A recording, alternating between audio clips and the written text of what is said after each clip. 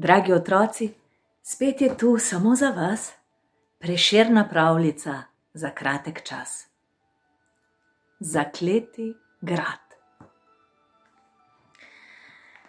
Bila je mačeha, ki je imela svojo hčer in pastorko. In pastorka je bila lepša, kakor njena hči. Zato se je mačeha bala, da se bo bolje poročila in jo je dajala spat v pepel pod ognjišče, da se bo lepota zakrila. Pa je pastorka še iz pepela vstajala vsak dan lepša in lepša. To je mačeho tako jezilo, da je sklenila, da jo spravi s poti. Bil pa je tam v bližini grad, o katerem se je govorilo, da je zaklet grad. Če bi kdo zmogel prenočiti v njem, bi postal zelo bogat. A kaj, ko je v njem tako strašilo, da so se ga ljudje že nadaleč izogibali? In mačeha je sklenila, da bo ravno v ta grad poslala svojo pastorko čez noč. Potem se je gotovo znebi, potem bo tam morda umrla. Poklicala jo je in ji je prigovarjala, naj se pripravi, dala ji je kruh s pepelom pomešan, malo vode, še preslico in prejo sta vzeli in sta šli. Ko jo je mačeha pripeljala v grad, jo je gnala v največjo dvorano. Tam se je deklica usedla in začela presti. Mačeha pa ji je s prstom zapretila. Tukaj me počakaj, dokler te ne pridem iskat. Potem je odšla in deklica je ostala sama. Predla je, predla. Ko je ura v zvoniku odbila 11, pa je pri vratih zamjavkalo. Šla je odpret in je zagledala mucko, ki je prosila mjav, mjav, mjav, ker je bila lačna. Pastorka je rekla: drugega nimam kot pepelnat kruh. Tega ti dam, če ga boš mogla jesti. In ga je dala in vode, da je mucka pila. Ko je pojedla in popila, pa je spregovorila: poslušaj, deklica, zdaj bo strašansko zaropotalo. Vse se bo lomilo in grmelo po gradu in govorilo: padel bom, padel bom. Ti pa reci: le padi. In bo padla roka in potem noga in bo padel trup in tako bo nazadnje nastalo celo telo. In te bo silil tisti dedec, da pojdi plesat z njim. Ti pa reci, da nimaš obleke in ne čeveljčkov za ples. In ko ti bo vse to prinesel, bo ura polnoči in ne bo več imel moči nad tabo. Tako se je tudi zgodilo.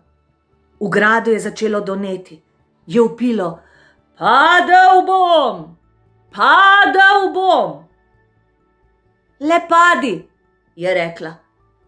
In so padle najprej roke, potem noge, potem trup, potem glava in je iz tega nastal velikan. Stopil je pred deklico in rekel: deklica, hoj, hoj, pojdi plesat z menoj. Pastorka pa je odgovorila: ne morem, ko nimam plesne obleke. Velikan je skočil in prinesel obleko, ki je bila vsa z zlatimi zvezdami potresena. Zdaj boš pa šla plesat z menoj, je rekel. A deklica je odgovorila: nimam čeveljčkov še. Še enkrat je skočil in prinesel zlate čeveljčke. Prekrasne, je rekel spet. Deklica, hoj, hoj, pojdi plesat z menoj. Nimam prstana. Prinesel je še zlat prstan in ko ga je prinesel, je v zvoniku ravno odbilo polnoč. Velikan se je pogreznil v tla in deklica je bila rešena. Oblekla se je in se je gledala, kako je lepa. Komaj se je zjutraj zazoril dan, že je prišla mačeha, radovedna, kaj je z njo. Je mislila, da jo bo našla mrtvo in vso raztrgano. Deklica pa je sedela vsa v zlatu in je bila še lepša kot prej, ko je imela le tisto zamazano platneno obleko. Odkot zdaj tebi ta obleka in ti čevlji, ta nakit? Je vprašala mačeha. In deklica ji je povedala, kako ji je vse to prinesel velikan.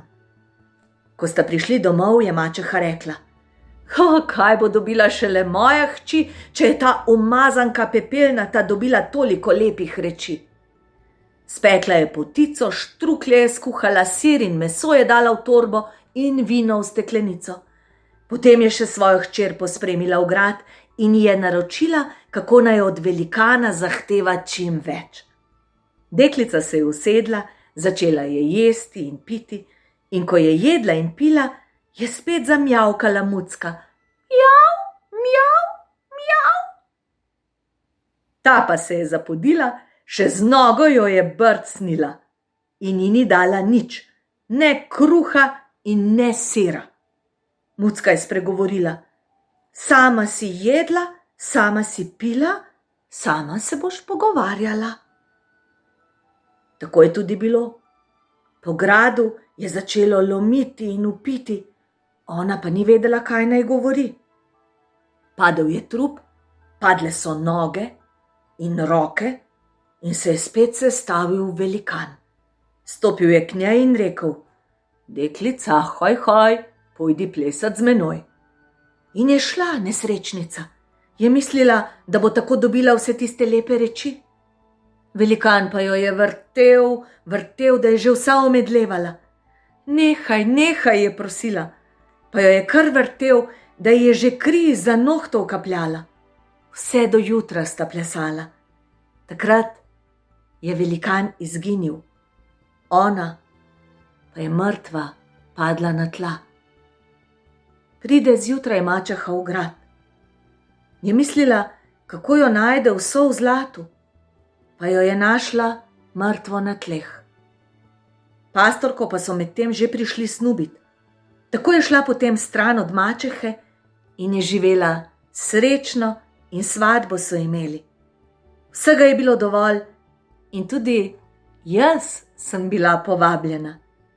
So mi dali iz rešeta piti, iz naprstnika jesti, z lopato pa poriti, da se mi še zdaj graben pozna.